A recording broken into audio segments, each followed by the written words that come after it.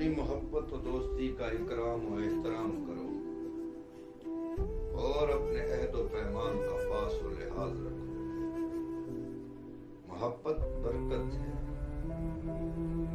جب بھی محبت کرو تو اس میں حد سے زیادہ آگے نہ بڑھو۔ جب دوستی استوار ہو جاتی ہے تو ایک دوسرے پر صلہ دینا اور مدد کرنا لازم ہو جاتا ہے۔ دوستی کرنے سے محبت ہو جاتی ہے۔ احسان کے لحاظ سے سب سے افضل وہ ہے کہ جو دوستی و محبت کی ابتدا کرتا ہے اور دوستی کو برقرار رکھتا ہے۔ جلد ختم ہو جانے والی محبت و دوستی برے لوگوں کی دوستی ہے۔ بے شک محبت ایسی چیز ہے کہ جس کا زبان سے اظہار ہوتا ہے، اور حقیقی محبت کا اظہار آنکھیں بھی کرتی ہیں۔ محبت مہربانی اور صلح رحمی ہے۔ محبت نسب ہے۔ محبت نزدیک ترین نسب ہے۔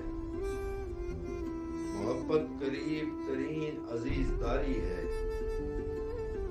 محبت کسب کیا ہوا نسب ہے۔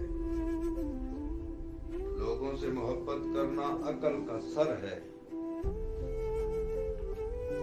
راہ خدا میں محبت کرنا نزدیک ترین رشتہ داری ہے۔ راہ خدا میں محبت کرنا صلہ رحم سے بھی زیادہ محکم رشتہ ہے۔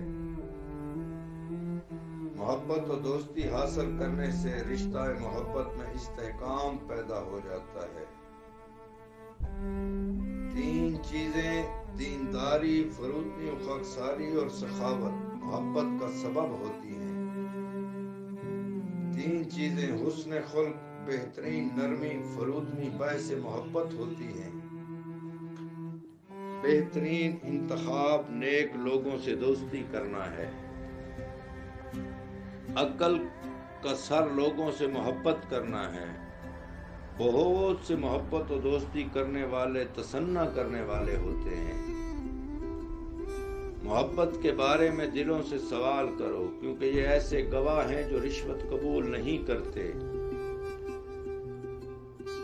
محبت کی درستی اور اس کے صحیح ہونے کا تعلق عہد کے محترم ہونے سے ہے۔ حسن محبت تو تنگی اور سختی ہی میں آشکار ہوتا ہے۔ جو محبت غیر خدا کے لیے کی جاتی ہے وہ گمراہی ہے اور اس پر اعتماد نہیں کیا جا سکتا۔ محبت کی حفاظت کرنے والے بنو، خواہ تمہیں اس کی حفاظت کرنے والا نہ ملے۔ جس کی محبت بے لاگ ہوتی ہے اس کا ناز اٹھایا جاتا ہے۔ جو بے وقوف سے دوستی کرتا ہے وہ اپنی کم عقلی کو ظاہر کرتا ہے۔ جو تم سے کسی کام یا چیز کے لیے دوستی کرتا ہے تو مطلب نکلنے کے بعد منہ موڑ لے گا۔ سخاوت، رفق اور حسن خلق کی مانند کوئی چیز محبت کو جلد نہیں کرتی ہے۔ اس نے محبت کو خالص نہیں کیا کہ جس نے وقت ضرورت نصیحت نہ کی۔ دینداروں کی محبت جلد ختم نہیں ہوتی ہے، وہ ہمیشہ ثابت و باقی رہتی ہے۔ احمق کی محبت آگ کے درخت کی سی ہے کہ جس کی ایک شاخ دوسری شاخ کو جلاتی ہے۔ احمقوں کی محبت و دوستی ایسے ہی ناپید ہوتی ہے جیسے سراب ناپید ہو جاتا ہے۔ جبکہ محبت کے حالات بدلتے رہتے ہیں اور وہ جلد منتقل ہو جاتی ہے۔ عوام کی محبت ایسے بن چھنٹ جاتی ہے جیسے بادل چھنٹ جاتے ہیں، اور ایسے ہی ناپید ہو جاتی ہے جس طرح سراب ناپید ہو جاتا ہے۔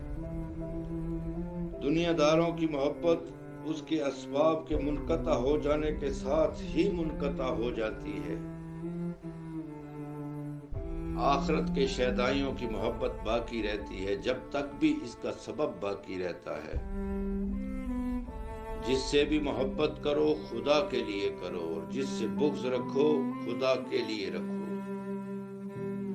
اپنی محبت اس پر قربان نہ کرو جو وفادار نہیں ہے۔ اس شخص کی دوستی کی طرف ہرگز رغبت نہ کرو کہ جس کے باطن کو تم نے نہیں سمجھا۔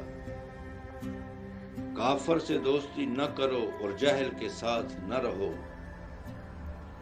جو اپنا عہد پورا نہیں کرتا اس کی دوستی پر اعتماد نہ کرو۔ جب تمہیں اپنی محبت کی کوئی مناسب جگہ ملے تو اس سے ضرور محبت کرو۔ خیر خواہ اور نصیحت کرنے والے دوست جیسا کوئی شفیق نہیں ہے۔ شریر لوگ اپنے ہی جیسے لوگوں سے دوستی کرتے ہیں۔ اس کی محبت پر رشک نہیں کیا جا سکتا کہ جو دیندار نہ ہو۔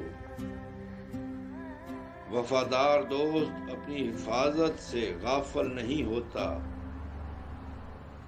انصاف نہ ہونے کی صورت میں دوستی باقی نہیں رہتی۔